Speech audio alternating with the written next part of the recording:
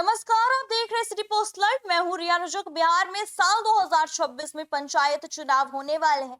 चुनाव की तारीख अभी घोषित तो नहीं हुई है, लेकिन गांवों में चुनाव की तैयारी शुरू हो चुकी है। इस बार सबसे ज्यादा चर्चा पंचायतों में आरक्षण को लेकर के हो रही है। जी हाँ, माना जा रहा है कि करीब 10 साल बाद कई पंचायतों में आरक्षण बदल सकता है। जी हाँ, इससे चुनाव लड़ने वाले नेताओं और नए उम्मीदवारों की चिंता भी बढ़ गई है। पंचायत चुनाव में मुखिया, सरपंच, पंचायत समिति सदस्य, जिला परिषद सदस्य, वार्ड सदस्य और पंच जैसे कई पदों के लिए वोटिंग होगी। हर गांव में लोग चुनाव की तैयारी कर रहे हैं और उम्मीदवार भी अपनी रणनीति बना रहे हैं। लेकिन इस बार आरक्षण में बदलाव इसलिए हो सकता है क्योंकि पंचायतों में आरक्षण एक तय समय के बाद बदलता है। जी हाँ, पिछले बार साल 2016 में आरक्षण लागू किया गया था और अब हम बात करते हैं 2026 में नया चक्र पूरा होने जा रहा है। ऐसे में कई पंचायतों की सीटें सामान्य से आरक्षित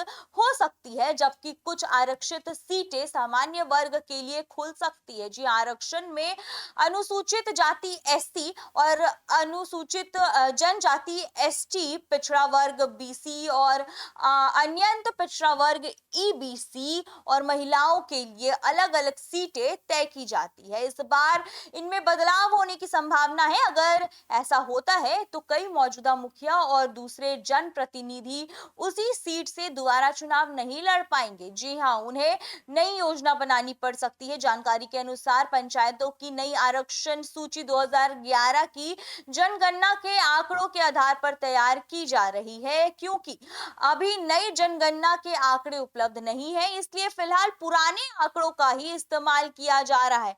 जिला स्तर पर अधिकारी सभी जरूरी जानकारी तैयार कर रहे हैं और इसके बाद अंतिम आरक्षण सूची जारी की जाएगी। आरक्षण सूची आने से पहले ही पूरे बिहार में संभावित उम्मीदवार सक्रिय हो गए हैं। गांव-गांव जाकर के लोगों से मिलना, सामाजिक कार्यक्रमों में शामिल होना और मतदाताओं से संपर्क बढ़ाना शुरू हो गया है। हालांकि ज्यादातर जो लोग हैं अभी खुल करके चुनाव लड़ने की घोषणा नहीं कर रहे हैं। उनका कहना है कि पहले आरक्षण सूची जारी हो जाए, उसके बाद ही अंतिम फैसला लिया जाएगा। दूसरी ओर मौजूदा जनप्रतिनिधियों की भी चिंता बढ़ गई है। उन्हें डर है कि अगर उनकी सीट किसी दूसरे वर्ग के लिए आरक्षित हो गई तो वे उस सीट से चुनाव नहीं लड़ पाएंगे। जी हाँ, ऐसे में उन्हें किसी दूसरी सीट से चुनाव लड़ने या फिर नई रणनीति बनाने की जरूरत पड़ सकती है। राजनीतिक जानकारों का मानना है कि अगर इस बार आरक्षण में बड़ा बदलाव हुआ तो कई पंचायतों में नए चेहरे सामने आ सकते हैं। वहीं